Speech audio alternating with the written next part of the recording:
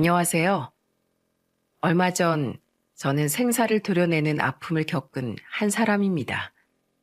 사람들은 다 저마다 인생의 크고 작은 굴곡들을 경험하며 살게 됐는데요. 저 역시도 마찬가지입니다. 저도 남들이 듣고 헛소리할 만한 굴곡들을 여러 가지로 겪으며 살았는데요. 그 중에서도 제일 가슴 아팠던 생사를 도려내는 듯한 고통을 느끼게 된 이야기를 들려드리겠습니다. 저는 어렸을 적부터 어려운 일들을 겪으며 지냈어요. 저의 첫 번째 역경이라고 할 수 있었던 일은 바로 부모님의 이혼이었습니다. 부모님은 정말이지 매일같이 싸우셨어요. 어린 날 동생이랑 집에 있으면 아버지가 퇴근할 시간부터 시작해서 두 분의 싸움이 시작되어 늘 그 광경을 생생하게 봐야만 했죠. 그리고 항상 그 싸움의 시작은 어머니에게서 비롯되었습니다. 왜냐하면 어머니는 아버지에 대한 사랑이 너무 커서 아예 집착이 되어버렸거든요. 그래서 말도 안 되는 것으로 어머니가 밖에서 일하고 들어온 아버지를 의심하면서 싸움이 시작되곤 했습니다. 한 번은 저희가 다 듣는 데서 이런 싸움을 하시더라고요. 뭐야, 당신 왜 늦게 들어와? 오늘 회사에서 정확하게 7시에 나온다고 전화했었잖아. 뭘 한다고 늦었는데? 어떤 년 만나고 온 건데? 지금 시간을 봐. 몇 시냐고. 뭐라는 거야, 이 사람이 또. 7시에 나오면서 전화했고, 오는 길에 사고 나서 차가 막혀서 늦은 것뿐이야. 내가 뭘 얼마나 늦었다고 또 이러는 거야? 평상시보다 30분 늦었어, 30분. 제발 그만 좀 해. 지긋지긋하다고 아주. 그 30분 동안 내가 대체 무슨 여자 만날 수 있는 건데? 왜 못 만나? 왜 못 만나냐고. 하려면 다 하지. 어디 봐. 빨리 옷 벗어. 옷 내놔보라고. 어떤 기집애인지 머리카락 하나 나오기만 해봐. 내가 가만 안 둘 줄 알아. 빨리 옷 당장 내놓으라고. 그때 당시만 해도 핸드폰이 없었던 저희 부모님은 삐삐나 회사 전화와 집 전화로 통화를 하셨습니다. 근데 어머니의 집착증을 아는 아버지가 퇴근을 하면서 회사에서 전화를 하고 나오셨는데 그때 차가 막히는 바람에 늦은 걸 또 어머니가 화를 내시는 상황이었죠. 급기야 말다툼 이후에 어머니는 그 자리에서 아버지의 옷을 빼앗더니 여기저기 머리카락이든 뭐든 바람핀 증거를 찾으려고 혈안이셨습니다. 급기야는 옷 냄새까지 맡아보시더라고요. 그때 당시 제가 7살, 제 동생이 5살이었는데 그걸 보자마자 저도 동생도 어머니의 광기가 너무 무서웠습니다. 그 어릴 때가 아직까지 생생할 정도인데 당사자인 저희 아버지는 얼마나 더 힘이 드셨겠어요? 하지만 그걸로 끝나지 않았죠. 어머니의 집착증, 그리고 집착증을 넘어선 심각한 수준의 의구증은 날이면 날마다 더 심해져만 갔습니다. 매일같이 아버지가 집에 돌아오면 옷 검사를 하고 난리가 났었어요. 그러다가 큰 사달이 일어나고 말았죠. 그건 바로 아버지 옷에서 긴 여성의 머리카락이 나온 거였어요. 그날 어머니는 난리가 났습니다. 난리가 나도 그냥 보통 난 게 아니었죠. 말해, 이 년 누구야? 너 누구랑 바람핀 거냐고? 내가 가만 안 둬? 너희들 내가 다 가만히 안 둘 거라고. 제발 그만해. 몰라, 모른다고. 버스에서 묻어왔거나 어디 다른 데서 묻어왔겠지. 진짜 그런 거 아니라고. 제발 그만 좀 해. 언제까지 이렇게 살아야 돼? 대체 언제까지? 지긋지긋해. 이제 정말 지긋지긋하다고. 제발 나 좀 내버려둬. 제발 좀. 웃기지 마. 내버려두면 인연이랑 가서 뭔 짓 하려고? 또 내 뒤통수를 어떻게 치려고? 당장 인연 내 눈앞에 데리고 와. 당장. 그딴 거 없어. 아, 몰라. 이젠 나도 정말 모르겠다. 당신이란 인간도 지긋지긋해. 알아서 해. 당신 다 알아서 하라고. 혼자 그렇게 오해하고 의심하면서 괴롭게 살아 평생. 난 이제 신경도 안 쓸라니까. 아버지는 급기야 어머니의 의구증에 지치셨는지 혼자 고래고래 소리를 지르는 어머니를 뒤로하고는 집을 나가버리셨습니다. 그리고 아버지의 그 행동 하나에 어머니는 완전히 눈이 뒤집혀 버렸죠. 그리고는 해서는 안 될 선 넘는 짓까지 해버리셨어요. 그건 바로 아버지 옷에 붙어있던 머리카락의 주인을 찾아 나서는 거였습니다. 그 당시 지금까지 봐왔던 두 분의 싸움과는 비교도 안 될 정도로 심각한 싸움 소리를 들으면서 저는 어머니가 결국엔 무슨 짓을 하셨는지 알 수 있었어요. 그건 바로 그 발견한 머리카락을 집어들고서 아버지 회사로 쳐들어가는 거였죠. 두 분의 싸움 소리를 들어보니 상황은 딱 이거였습니다. 어머니가 발견한 머리카락을 가지고 아버지 회사로 간 다음 그 회사 안에 있는 여직원 머리카락과 하나같이 다 비교를 해보며 난동을 피운 거였죠. 그러다가 그 머리카락 주인으로 보이는 한 여자를 발견했고 그때부터는 그 여자를 상간녀 취급하며 머리끄댕이를 잡아 끌며 심지어는 반항하는 그 여자의 뺨까지 때린 거였어요. 결국 그 주변의 남자 직원들이나 아버지가 다 말렸지만 소용이 없어서 그 남자 직원들과 아버지가 합세해 어머니를 들쳐매고 나와서야 소동이 끝나버린 상황이었어요. 그 일로 인해 아버지는 회사에서 잘리게 되었고 그 여성은 신고까지 해서 피해 보상까지 해야 하는 상황에 이른 듯 했습니다. 그러니 싸움이 안 날래야 안 날 수가 없었던 거죠. 하지만 우리 형제에게 진짜 문제는 그게 아니었어요. 바로 그 이후가 우리 형제에게 진짜 큰 시련이었습니다. 그건 바로 부모님의 이혼이었죠. 이혼해. 이혼하자고. 나 당신이랑 더는 못 살아. 당신 지금 정상이라고 생각해? 당신 정상 아니야. 정상 아니라고. 무섭다 이젠. 난 이제 당신이 무서워. 여기에서 끝내자. 그냥 각자 살자고. 나 더 이상 당신한테 묶여서 살고 싶지 않고 당신 그 집착증으로 고통받으면서 살고 싶지도 않아. 그러니까 이쯤에서 그만둬 우리. 당장 헤어지자고. 아버지는 어머니의 의부증이 이제는 이런 사태까지 벌이게 되니 완전히 질려버린 듯 했습니다. 그리고는 우리가 보는 앞에서 아버지는 이혼을 선언하셨죠. 뭐? 이혼? 안 돼. 절대로 안 돼. 누구 마음대로 이혼이야? 당신 싫다고 해도 어쩔 수 없어. 이젠 그냥 다 지긋지긋해. 다 싫다고. 애들도 당신이 데리고 가버려. 난 이제 더는 누구한테도 속박당한 채로 살고 싶지 않으니까 뭐 여기서 나랑 헤어지던지 계속 그렇게 혼자 까무러치면서 살던지 알아서 해. 아버지는 이렇게 이야기를 하고는 바로 짐을 싸서 나가버리셨습니다. 결국 남겨진 건 우리였죠.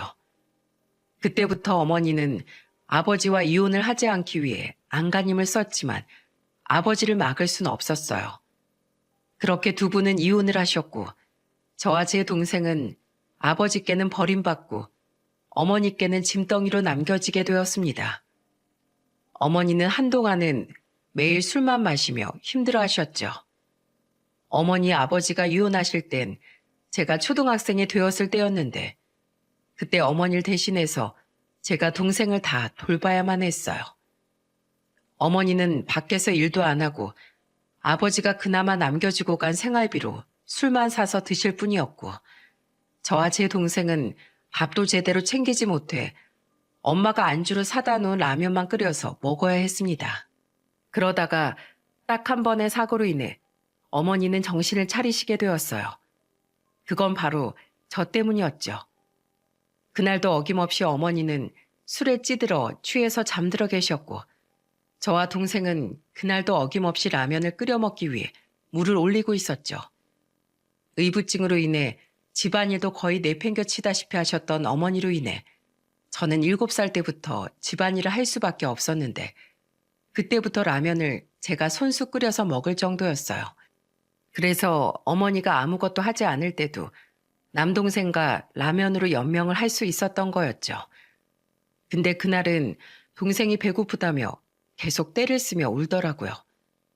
덕분에 마음이 급해졌던 저는 허둥지둥 라면을 끓였고 결국 그 어린 나이에 급한 마음으로 그만 사고를 치게 되었습니다.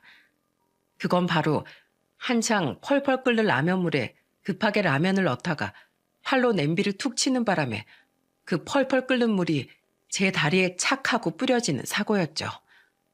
불행 중 다행인 건 가스레인지가 높아서 의자 위에 올라가 라면을 끓였기 때문에 뜨거운 물은 제 종아리부터 덮쳤고 그 아래로만 닿히게 되었습니다. 하지만 세상에 태어나 처음으로 겪는 고통이었기에 저는 그 자리에서 의자에서도 떨어져 주저앉아 비명을 지르며 울었어요. 아! 엄마! 아파요! 너무 아파요!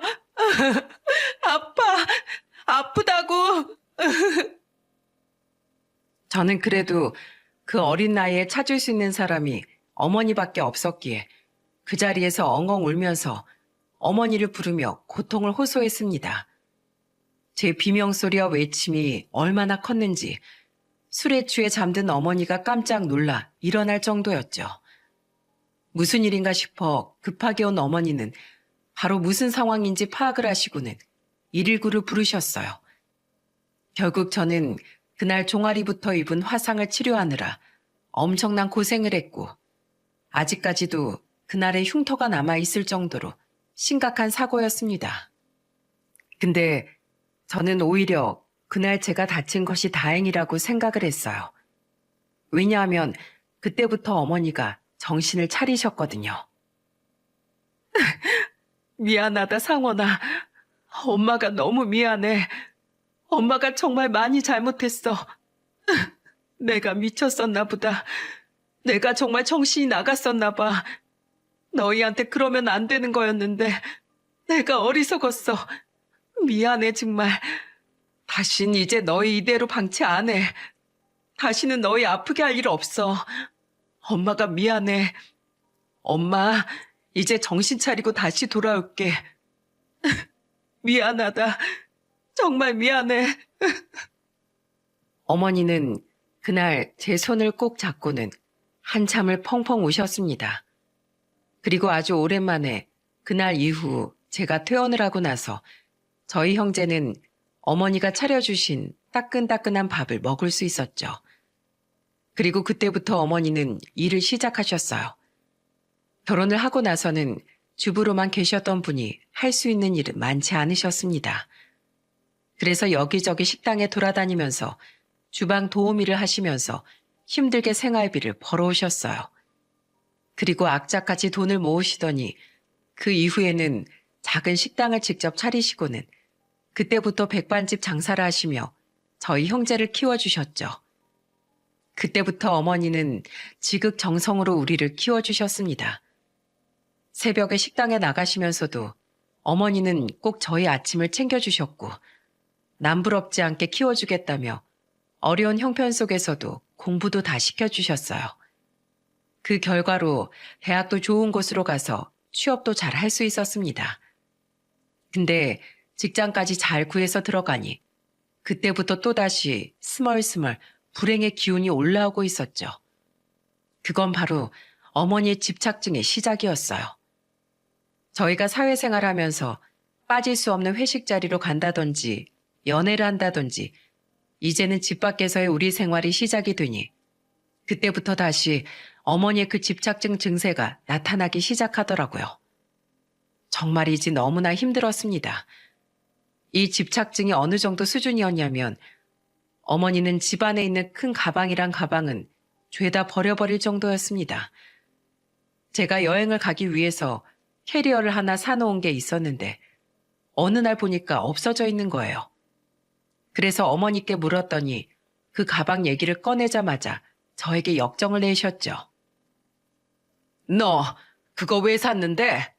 너 그걸로 짐 싸들고 도망가려고 샀지? 내가 네 속을 모를 줄 알고? 내가 내다 버렸다. 네가 엄마한테 어떻게 그럴 수가 있어? 어? 어떻게 네가 나한테 그럴 수가 있냐고? 그 큰 가방이 네가 왜 필요한데? 어? 어디에 필요한 건데? 어머니, 대체 왜 그러세요? 제가 어딜 간다고 그러세요? 저 안 떠나요. 제가 어머니를 왜 떠나요 대체? 제발 그만하세요, 그만. 어머니는 이렇게 말도 안 되는 이유로 저를 힘들게 했습니다. 근데 저보다도 더 어머니에게 많이 시달렸던 게 바로 제 동생이었어요. 저희 어머니는 저보다도 동생을 더 많이 아끼셨기에 그에 대한 집착도 훨씬 더 심했죠. 동생도 어머니의 집착으로 인해 많이 힘들어했어요. 그래서 결국에는 이 간섭과 집착을 참지 못하고 독립을 하겠다고 선언을 했다가 크게 혼쭐을 나야 했었죠. 왜냐하면 어머니가 그 소리를 듣자마자 뒤로 뒤집어지셨거든요. 뭐? 독립? 절대 안 돼. 누구 마음대로 독립이야? 독립하려거든 나 죽고 해라. 내가 죽고 나서 해. 독립은 절대 못해. 절대로. 결국 동생은 독립을 하지 못했습니다. 하지만 얼마 못 가서 영영 독립을 할 수밖에 없는 일이 벌어지고 말았죠. 그때가 동생이 32살 때였어요. 그날은 동생이 일이 많아지면서 야근을 할 때였는데 야근도 길어지다 보니까 또 어머니가 불안해하고 계셨죠. 그나마 저희 둘 중에 한 명이라도 같이 있으면 어머니를 설득할 수 있었기 때문에 그날은 제가 일찍 들어가 어머니와 함께 있어 드렸을 때였습니다.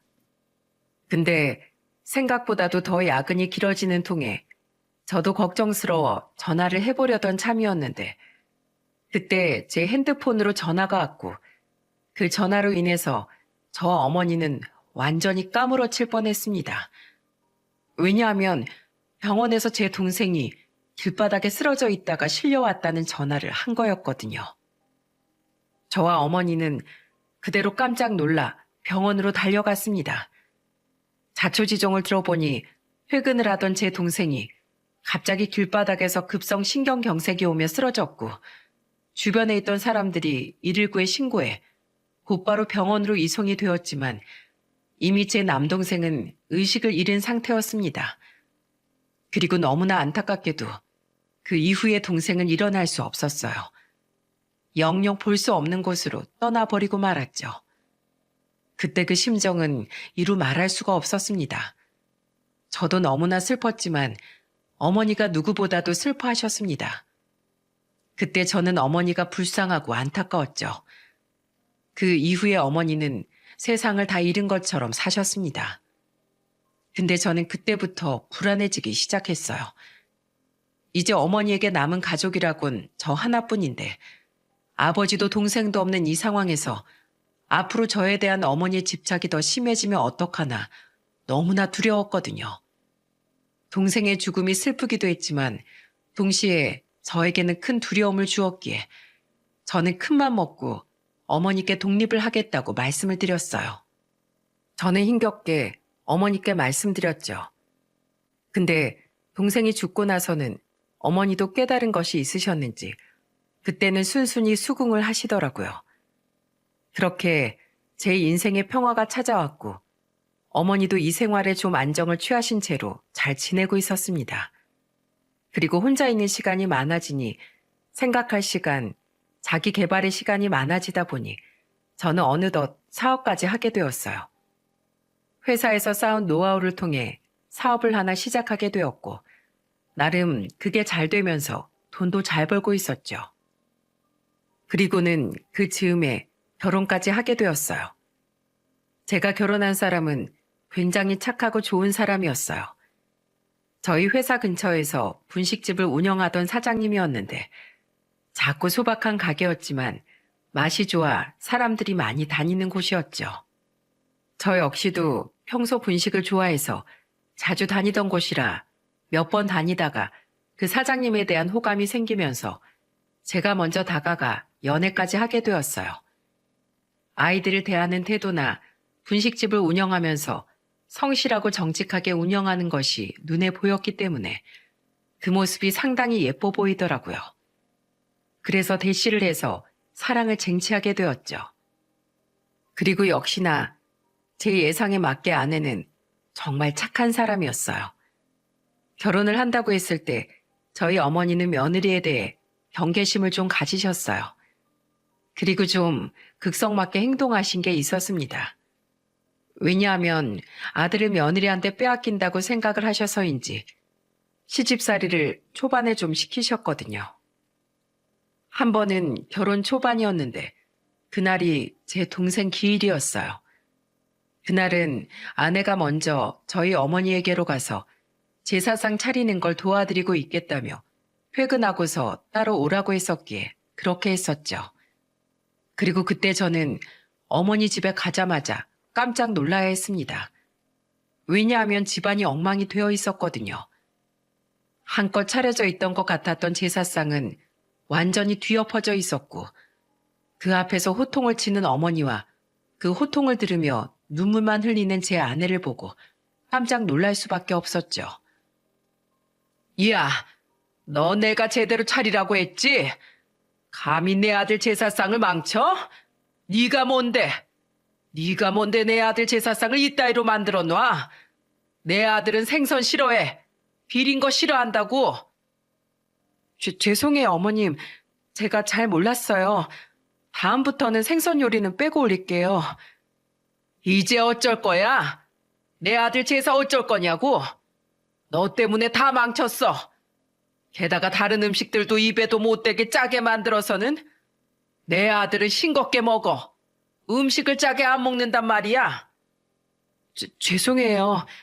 제가 제사상을 처음 차려봐서 그리고 도련님을 생전에 뵌 적이 없어서 정말 죄송합니다, 어머님. 저는 이 돌아가는 상황을 보면서 말도 안 되는 상황에 기가 찼습니다. 그래서 바로 어머니에게 가서 물었죠. 어머니, 왜 이러시는 거예요? 무슨 일이에요, 대체? 말도 마라. 내가 오늘 삭신이 다 아파서 얘한테 제사상 차려놓으라고 시켰더니만은 아주 엉망으로 만들어놨다. 네 동생 생선 싫어하는 거 알지? 근데 생선을 튀겨서 올려놨어. 그리고 나물들은 하나같이 얼마나 다 짠지.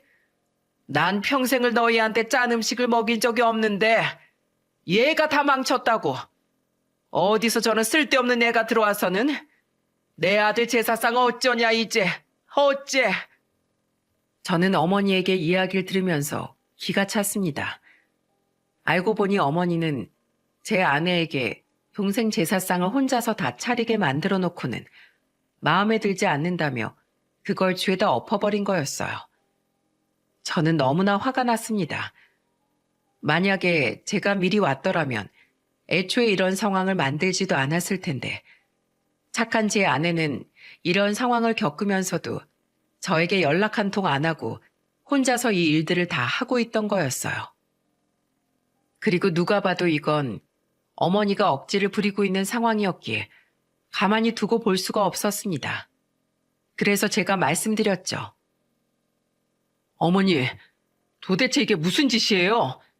이 사람 혼자서 하루 종일 이 많은 음식들을 다 차리는 동안 어머님 그럼 뭐 하고 계셨습니까? 생선 튀기고 있을 때 그거 올리지 말라고 말 한마디라도 해주시지 그러셨어요. 어떻게 이렇게 모질게 구세요? 어머니한테 하나밖에 없는 며느리예요. 근데 꼭 이렇게까지 하고 싶으세요? 죄송하지만 오늘 동생 기일은 저희가 따로 챙기겠습니다. 애초에 제 동생 입이 짧아서 이런 진수성찬 원하지도 않아요. 오늘은 제가 이 사람이랑 같이 소주에 동생이 좋아하는 안주 올려놓고 길 보낼 테니까 어머니는 어머니가 원하시는 대로 생선 얻고 싱거운 음식들 다시 만들어서 길 챙기세요. 저흰 이만 가보겠습니다. 저는 어머니에게 매몰차게 이야기라고는 아내의 손을 잡고 집을 나와버렸어요. 역시나 노발대발하며 어머니는 다시 쫓아오려고 했지만 저는 아랑곳하지 않고 집으로 와버렸죠. 하지만 제 아내는 어찌나 착한지 그날 그렇게 나와버린 게 저희 어머니에게 죄송하다며 손수 또 자기가 찾아가 어머니 마음을 풀어줬다고 하더라고요. 그만큼 제 아내는 천사였습니다. 세상에 이런 사람이 또 있을까 싶을 정도로 정말 착했죠. 그 이후에 어머니도 좀 마음이 풀리셨는지 아내와 잘 지내시는 듯 했습니다.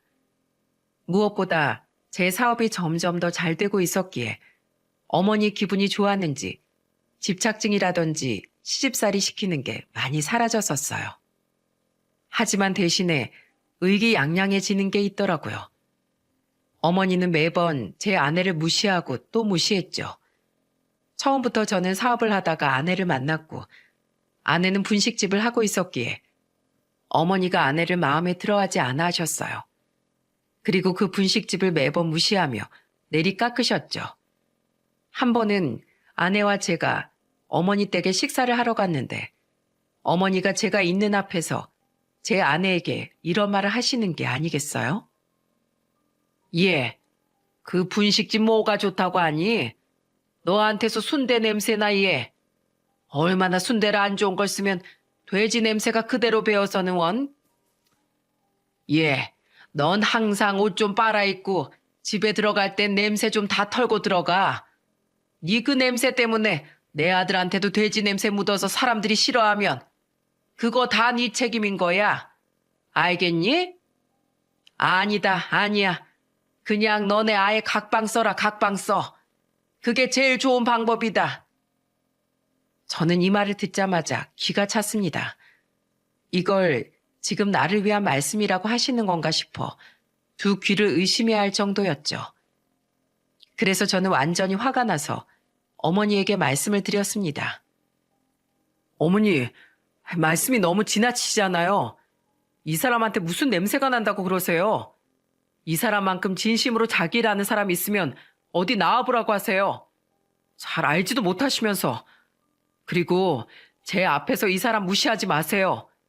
이 사람 저한테 과분한 사람입니다. 이렇게 극성 맞은 어머니 밑에서도 한 번도 싫은 내색 안 하는 사람이라고요. 뭐야? 이게 또 내 앞에서 지 마누라 편을 드네. 야, 너 지금까지 먹여주고 키워준 거 나야. 나라고. 근데 네가 감히 내 앞에서 네 마누라 편을 들어? 네가 나한테 어떻게 이래? 어떻게? 제가 어머니한테 못한 게 뭔데요? 이렇게 꼬박꼬박 찾아 어머니 얼굴 뵙고 돈 달라고 하면 돈 보내드리고 뭐 사달라고 하면 다 사다 드리고 제가 도대체 어머니께 못한 게 뭐예요? 주말이면 와서 어머니와 시간 보내고 어머니 하자는 거 다 해드렸습니다. 근데 그중에 딱 하나 제 와이프만 건들지 말아달라고 말씀드렸잖아요. 도대체 제가 여기에서 뭘 얼마나 더 해야 합니까? 예? 제발 그만 좀 하세요. 그만 좀. 저는 너무 답답한 나머지 어머니에게 화를 냈고 어머니는 그대로 또 토라져서는 안방으로 들어가 버리셨어요. 저는 이 생활이 너무나도 지긋지긋했습니다. 언제까지 어머니와 이렇게 실랑이를 벌여야 하는지 참 답답하기만 했죠. 하지만 그래도 그 와중에 저에게도 큰 행복이 찾아오게 되었어요. 그건 바로 눈에 넣어도 아프지 않을 저의 자식들이 태어난 일이었죠. 아내는 쌍둥이를 낳았습니다. 장인어른이 쌍둥이이신데 그 유전자를 아내가 물려받아 우리 자녀들이 쌍둥이로 태어나게 되었죠. 아이를 키우면서 한동안 사업은 잘 되고 있었습니다. 어머니도 손주들까지 보니 그때부터는 마음의 안정감을 좀 찾으셔서 저에 대한 집착도 내려놓고는 손주들 보는 재미에 푹 빠지시더라고요. 아내도 그런 자신의 시어머니를 잘 모시면서 그렇게 우리 가족들에게는 평화가 찾아오는 듯 했습니다. 그 생활을 한 5년 정도 했던 것 같아요. 아이들은 건강하게 잘 크고 있었고 어머니도 제가 사업이 잘 되면서부터는 힘들게 운영하시던 식당도 다 접고는 좀 편안하게 지내고 계셨기에 틈틈이 집으로 와서 아이들을 같이 돌봐주시곤 했었죠. 그렇게 제가 그토록 원하던 평범한 가족의 삶을 안정적이게 잘 살고 있을 때 저의 삶에 큰 시련이 닥치게 되었습니다.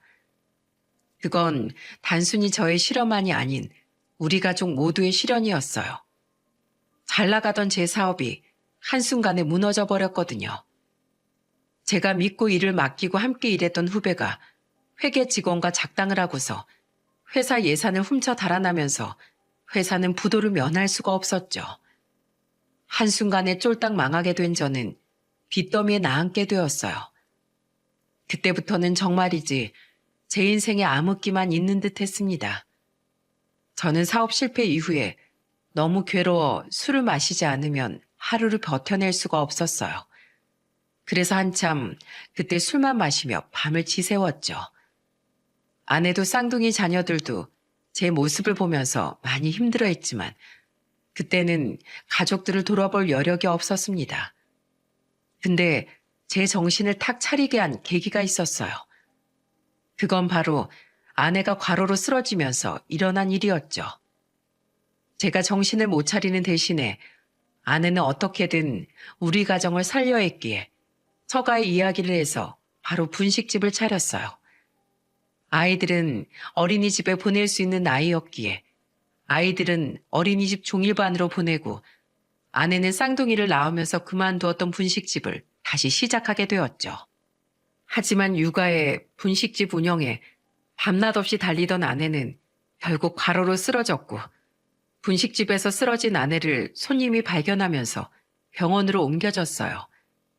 그리고 그 소식을 듣고 달려간 저는 그제서야 정신을 차릴 수 있었습니다. 여보, 미안해. 내가 대체 당신한테 무슨 짓을 한 걸까? 나도 이런 어머니 때문에 분명 어릴 때 힘들어했었는데, 분명 괴로운 시간을 보냈었는데, 내가 당신한테, 우리 애들한테 그 짓을 하고 있었네. 정말 미안해, 여보. 나 이제 정신 차릴게. 다시 우리 가족들 위해서 일어나 볼게. 이런 못난 날 끝까지 포기하지 않고 같이 살아줘서 고마워, 여보. 정말 고마워. 저는 말없이 눈물만 흘리는 아내에게 더는 면목이 없어 미안하다는 소리도 하지 못했습니다. 그리고 그대로 부둥켜 안고는 다짐을 했죠. 그날 이후로 저는 다시 일어났고 가족들을 먹여 살리기 위해 막노동까지 했었어요. 저는 돈을 조금이라도 더 벌기 위해서 야간 작업도 마다하지 않고 밤낮 없이 뛰었습니다. 아내는 자기도 같이 벌고 있으니 무리하지 말라고 했지만 저는 그럴 수가 없었어요. 하루빨리 우리 집의 빚을 청산하고 분식집을 내느라 처가에 빌린 돈까지 빨리 갚고 싶었기 때문에 무리를 해서라도 일을 하고자 했었죠. 근데 어느 날 저는 야간 작업을 하고 늦게 집에 들어갔다가 경악할 만한 일을 겪게 되었어요. 그건 바로 집안에서 몸싸움을 벌이고 있는 아내와 어머니 때문이었죠. 어머니는 계속해서 종종 저희 집에 오곤 했는데 그날도 오신 듯 했습니다. 근데 둘이 몸싸움을 하고 있는 게 아니겠어요? 어머니는 제 아내의 머리를 잡고 있고 아내는 그런 어머니를 밀치며 어깨를 퍽퍽 때리고 있었습니다. 한 번도 아내에게서 보지 못한 모습이었기에 깜짝 놀라서 다가가서는 그 둘을 뜯어 말렸죠. 그때까지만 해도 제가 도착한 줄도 몰랐던 두 사람은 제가 가서 둘을 떼놓으니 그제서야 저를 발견했어요. 그리고는 어머니가 먼저 이렇게 말을 하더라고요. 아들아, 나 더는 얘 무서워서 못 살겠다. 얘 아주 끔찍하게 무서운 애였어. 얘가 글쎄 뭐라는 줄 아니? 감히 시어머니한테 나가 죽으라고 하더라. 차라리 이 세상에서 사라지라고 하더라. 이게 며느리가 시어머니한테 할 소리냐? 어? 아이고, 내 팔자야, 내 팔자야. 내 팔자는 왜 이렇게 고이한 거니 대체? 무슨 일인데 이래요? 왜 두 분이서 몸싸움을 하고 있냐고요? 당신이 말해봐. 이게 대체 무슨 상황이야? 저는 이 두 사람 모두에게 화가 났습니다. 그래서 제가 바로 화를 냈는데 그 이후에 들려오는 소리로 인해 저는 아내 앞에서 무릎을 꿇을 수밖에 없었어요. 왜 싸웠냐고? 자, 이것 봐. 이게 뭔지 알아? 어머님이 나한테 던져준 1,000만 원이야. 이거 먹고 나보고 나가 떨어지래. 이거 1,000만 원 먹고 애들 데리고 당신한테서 영영 사라지라고 하시더라. 당신 사업 망한 게 다 나랑 우리 쌍둥이들 때문이라면서 이 돈 먹고 꺼지래. 그래서 내가 못하겠다고 했어. 어머님이나 그 돈 1,000만 원 가지고 가서 우리 앞에 이제 제발 좀 나타나지 말아달라고 했어. 근데 뭐? 내가 나가 죽으라고 했다고? 제가 언제 그렇게 말했나요? 제 말에 흥분해서 저한테 오히려 나가 죽으라고 하셨죠, 어머님이. 그리고는 제 머리끄댕이 잡으셨잖아요. 저는 아내가 제 어깨 쪽으로 던지는 흰 봉투를 보며 기절할 뻔했습니다. 하지만 그 뒤로 들려오는 소리가 더 저를 충격으로 몰아넣었죠. 그뿐인 줄 알아? 그동안 내가 당신 힘들까봐 말도 못했는데 어머니 그동안 날 얼마나 괴롭게 했는지 알아? 날마다 당신 없을 때마다 분식집으로 찾아와서는 깽판 치셨어. 이딴 거 집어치우고 당신 앞에서 사라지라고.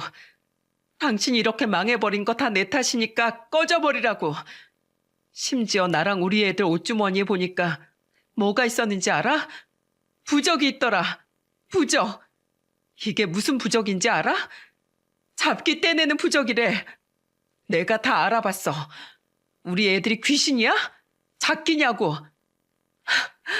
애들 할머니란 사람이 어떻게 그럴 수가 있어. 그래, 나 당신 엄마랑 진짜 못 살겠어. 이렇게 살 바에야 그냥 이혼하는 게 낫겠다고. 저는 아내의 말을 들으면서 너무나도 큰 충격을 받았습니다. 근데 아내를 통해서 들려오는 어머니의 만행은 거기에서 그치지 않았어요. 이건 아무것도 아니야. 자, 이게 뭔지 봐봐. 아내가 더 흥분을 하면서 저에게 종이 몇 가지를 던졌고 그 종이는 다름 아닌 사진이었습니다. 그게 뭔 줄 알아? 그 사진 속에 있는 여자들이 누군지 아냐고. 당신이랑 사주가 잘 맞는 사람들이래. 그 사진 보여주면서 나한테 그러시더라. 이 여자들은 돈도 많고 가문도 빵빵한 사람들인데다가 사주가 당신이랑 찰떡궁합이래. 당신을 살리는 사주래. 근데 난 당신을 망하게 하는 죽이는 사주라면서 당장 꺼지라더라. 나랑 헤어지고 나면 이 여자들 중에 세 장가 드릴 거라면서 이 귀티 나는 여자들 사진 보면서 주제 파악하고 나가 떨어지라고 그랬다고. 내가 왜 이런 수모를 당해야 돼? 내가 왜? 급기야 말하다가 흥분까지 한 아내는 오열을 하면서 저에게 소리를 질렀습니다. 저는 아내의 말을 듣고 너무나 화가 났어요. 주체할 수 없는 분노가 있는 것을 느꼈습니다. 그래서 그 자리에서 어머니에게 물었죠. 어머니, 이게 다 사실이에요? 진짜로 그러셨어요? 예? 정말로 그러셨냐고요? 그래, 그랬다. 네가 왜 망하니 갑자기? 잘 나가던 사업이 왜 갑자기 망하냐고. 내가 하도 이상해서 내 무당하는 친구한테 찾아가 봤어. 그랬더니 얘네 문제라더라. 쟤랑 제가 낳은 애들 문제. 쟤네 때문에 네가 이렇게 망한 거라고 했다고.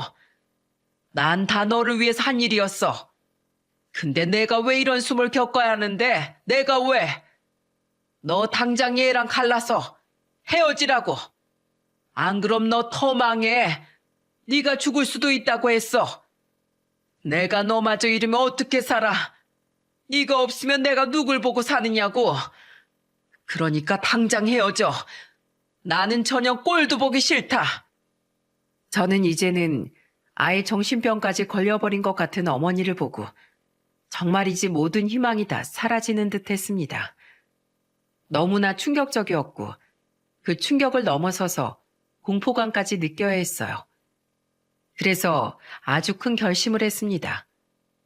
정말이지 제 인생의 가장 큰 결단이었죠. 어머니, 죄송하지만 이제 나가주세요. 제 집에 다시는 오지 마시고 전 이제 어머니 아들 안 할랍니다. 이제 더는 못하겠어요.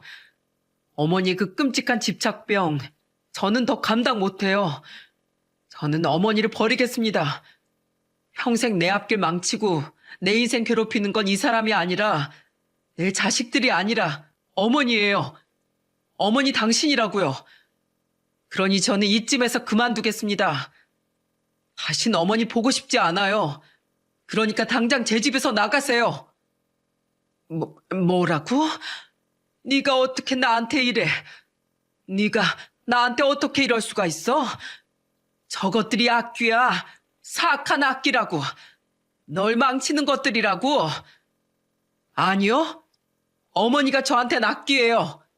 여기서 그냥 안 나가시면 저 어머니 내쫓겠습니다. 경찰 부를 거예요. 제가 강하게 나가자 그제서야 어머니는 사태가 심각한 걸 알았는지 그때부터는 저에게 애원을 하기 시작하셨습니다. 갑자기 무릎을 꿇더니 싹싹 빌기 시작하시더라고요. 안 된다. 나 버리지 마. 아들, 나 너 없으면 어떻게 살라고. 나한테 남은 건 너 하나뿐인데 어떻게 네가 날 버려. 네가 어떻게 나한테 그럴 수가 있어. 미안해. 이 엄마가 미안하다. 이 애미가 미안해. 그러니까 제발 이 엄마 다시는 안 보겠다는 소리만 하지 말아다오. 너마저 내 곁을 떠날까봐 그런 거야. 너마저 죽으면 이 엄만 정말로 더는 살 수가 없으니까. 도대체 제가 왜 죽냐고요? 어디서 그런 소리 들으셔서는 이렇게 모두 괴롭게 하시는 거예요? 제발 적당히 하세요, 적당히. 됐습니다. 다 필요 없어요. 저 다시는 어머니 보고 싶지 않아요. 그러니까 제발 가세요. 안 돼. 안 돼, 아들. 제발, 제발 한 번만 용서해줘. 제발. 어머니는 저한테 싹싹 빌며 용서해달라고 했지만 이미 어머니에게 질려버린 저는 그대로 어머니를 내쫓을 수밖에 없었습니다. 그대로 내쫓김 당한 어머니는 그 이후에 계속해서 저희를 찾아왔지만 받아주지 않았어요. 그리고 저는 그날 아내 앞에서 무릎까지 꿇으며 미안하다고 사죄를 해야 했죠. 정말이지 너무나 큰 고통의 시간이었어요. 제가 무릎 꿇으며 아내 앞에서 울며 사죄를 할 때 아내 역시도 펑펑 울었어요. 그렇게 우리는 서로를 안아주며 또 한 번의 고비를 넘길 수 있었습니다. 하지만 어머니는 계속해서 찾아왔어요. 정말 너무나도 저를 힘들게 했죠. 하지만 70세가 다 가까워가는 어머니를 두고 어떻게 해야 할까 고민이 많이 되더라고요. 하지만 아내를 생각한다면 또다시 그 암흑의 구렁텅이로 몰아넣을 수는 없었기에 쉽사리 어머니를 받아주지 못하고 있었습니다. 근데 그때 아내가 제안을 하나 하더군요. 그리고 아내의 현명한 대처에 저는 박수를 보냈고 우리는 그 대처로 다시 집안의 평화를 맞이할 수 있었어요. 또다시 집에 찾아온 어머니를 제가 아닌 아내가 맞이하면서 상황은 이렇게 풀어졌어요. 어머님, 정말로 이 사람한테 미안하세요? 저한테는요? 저한테는 안 미안하신가 봐요? 처음으로 아내는 저희 어머니에게 세게 나가더라고요. 그 모습을 보는데 제가 다 오금이 저릴 정도였습니다. 그리고 이미 저와 아내가 똘똘 뭉쳤다는 걸 느낀 어머니는 자기가 그렇게 괴롭혔던 며느리에게 쩔쩔매며 말할 수밖에 없었죠. 미안하다. 너한테도 미안하다. 너한테도 내가 사과할게. 잘못했다. 잘못했어. 내가 큰 죄를 지었다. 그러니 제발 내 아들 좀 돌려줘. 제발 내 아들 돌려내. 어머님, 지금 저한테 화내시는 건가요? 또 역정을 내시는 거예요? 이대로 아들 되돌려 받을 마음 없으신가 봐요? 지금 여기에서 갑은 어머니가 아니라 저예요, 저. 아내는 마음을 독하게 먹었는지 어머니에게 상당히 세게 나갔습니다. 난생 처음 보는 아내의 모습에 어머니도 점점 쩔쩔매기 시작하셨죠. 아니야. 역정낸 거 아니다. 그러니 제발 내 아들 좀 돌려다오. 정말로 저한테 미안한 마음을 가지고 있으시고 아들을 되돌려받기 원하신다면 지금부터 제가 하는 말 똑똑히 들으시고 제 조건들을 그대로 받아들이세요. 그럼 저희도 어머님 다시 받아들일지 말지 생각해 볼게요. 그래. 내 뭐든지 다 하마. 무슨 짓이든지 하마. 네, 좋아요. 약속하셨어요? 그럼 당장 정신병원으로 가셔서 그 집착증 치료받으세요. 필요하시면 입원이라도 하시고요. 거기에서 어머님이 가지고 있는 집착증 싹 다 고쳐서 오세요. 뭐라고? 나보고 지금 정신병원을 가라고? 네, 정신병원 가세요. 어머님 상태 절대로 정상 아니에요. 절대로 일반적인 게 아니라고요. 그러니까 병원 가셔서 당장 치료 받으세요. 그리고 거기에서 끝이 아니에요. 치료받은 뒤에 조건이 하나 더 있어요. 그것까지 해야 저 사람 어머니 아들로 다시 보실 수 있으실 거예요. 뭐? 조건이 또 있다고? 네. 싫으세요? 조금 전까지만 해도 무슨 짓이든 다 하겠다고 하셨던 분이 점점 말씀이 길어지시네요. 아니다. 아니야. 하마. 내 뭐든지 다 하마. 조건이 또 뭔데? 무슨 조건인데? 제 앞에서 무릎 꿇고 사과하세요. 그동안 저 괴롭히셨던 거, 말도 안 되는 이유로 저 힘들게 하셨던 거, 사람 취급도 안 하고 무시했던 거 전부 다 진심으로 사과하세요. 그게 제 조건입니다. 여기까지 안 하시면 저 어머님 아들 안 돌려드려요. 아내는 정말 똑부러지게 어머니 앞에서 말을 했습니다. 제가 다 감탄이 나올 정도였어요. 거기에서 어머니는 어쩔 수 없이 수락을 하실 수밖에 없었고, 그 뒤로 바로 어머니는 손수 제 발로 정신병원으로 가셔서 치료를 시작하셨죠.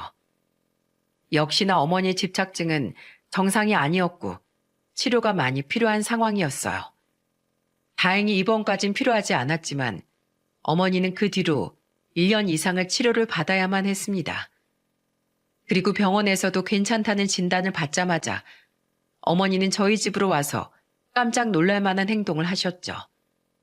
그건 제 아내 앞에서 무릎을 꿇는 일이었어요. 아가, 미안하다. 내가 미안해. 치료를 받으면서 깨달았어. 내가 너한테 얼마나 모질게 했는지. 너 같은 며느리가 없었는데, 너같이 좋은 애가 없었는데, 내가 미쳤었나 보다. 내가 내 상처에 눈이 멀어서 집착하느라 널 제대로 못 봤어. 네가 전에 말했지. 내가 네 앞에서 무릎 꿇어야 내 아들 다시 보게 해준다고. 사실 그때까지만 해도 네 앞에서 정말로 무릎 꿇을 일은 만들지 않아 보려고 했는데 내가 깨달아 보니 이렇게도 너한테 용서받지 못할 만큼 너무 모진 짓을 많이 했다. 정말 미안하다. 이 부족한 시애미를 용서해다오. 그리고 아들, 너한테도 엄마가 많이 미안하구나. 널 너무 내 속에 가두고 살았어. 엄마가 많이 부족했다. 이런 날 용서해줘. 그리고 앞으로는 정말로 너한테 좋은 엄마가 되어주고 싶은데 기회를 한 번 더 주지 않겠니? 어머니는 정말로 눈물로 진심 어린 사과를 하셨습니다. 그 모습을 보면서 저도 아내도 펑펑 눈물을 흘렸죠. 저는 태어나서 처음으로 보는 어머니의 평온한 모습이었습니다. 어머니는 정말로 세상의 모든 욕심을 다 내려놓고 정말 죄를 깨달은 사람의 모습이셨어요. 그래서 아내도 저도 울면서 다가가 어머니를 꼭 안아드렸죠. 그제서야 우리는 정말로 가족이 된 듯 했습니다. 그 뒤로 어머니는 정말로 많이 바뀌셨어요. 저희 쌍둥이들도 다시 예뻐하기 시작하셨고 아내에게도 얼마나 잘하시는지 이제는 밖에서 사람들이 다 부러워하는 화목한 고부 사이가 되었을 정도였죠. 저는 그 모습을 보면서 얼마나 행복한지 모릅니다. 조만간 우리 가족들과 어머니를 모시고 동남아로 여행도 다녀올 계획이에요. 다행히도 저는 지금 트럭 운전을 하면서 조금씩 돈을 벌고 있고 우리 가족도 경제적으로 안정을 찾아가고 있습니다. 그래서 아주 오랜만에 여행을 다녀오기로 한 거예요. 또 하나 어머니를 악마로 변하게 만들었던 그 점쟁이는 제가 그날 이후로 바로 신고를 했었는데요. 역시나 그 사람은 사기꾼이었고 이미 사기 접수도 여러 건 되었었더라고요. 제 아내와 쌍둥이를 들먹거리며 비싼 부적을 써서 돈을 받아내기 위해 거짓말을 한 거였고 거기에 저희 어머니가 완전히 속아 넘어간 거였죠. 그래서 그 사람도 잡혀 들어가 이제는 어머니도 그 점쟁이를 다시는 찾아가지 않으시고 계세요. 여러분, 사랑도 관심도 너무 지나치면 그게 독이 된다는 말 들어보셨죠? 저희 어머니가 바로 그런 케이스였습니다. 결국에는 그 끝까지 가서야 돌아올 수 있었지만 여러분만큼은 부디 그러지 않으셨으면 해서 저의 사연을 쓰게 되었습니다. 과유불급, 무엇이든지 정도를 지나침은 미치지 못한가 같다는 뜻이죠. 사랑도 미움도 무엇이든 다 적당해야 하는 것 같습니다. 그러니 여러분은 부디 지금 주변에 있는 인연들을 적절히 사랑하고 아끼며 사셨으면 좋겠어요. 그리고 혹시라도 저희 어머니처럼 상대방에 대해 혹은 어떤 것에 대해 집착을 보이고 있다면 그건 자신을 가장 괴롭히는 일이니 하루라도 빨리 그만 멈추시길 바랄게요. 그럼 앞으로 우리 가족과 어머니의 적절한 사랑과 행복이 오래오래 지속될 수 있도록 여러분이 응원해 주시고 기도해 주시길 바라며 제 사연을 마치겠습니다. 감사합니다.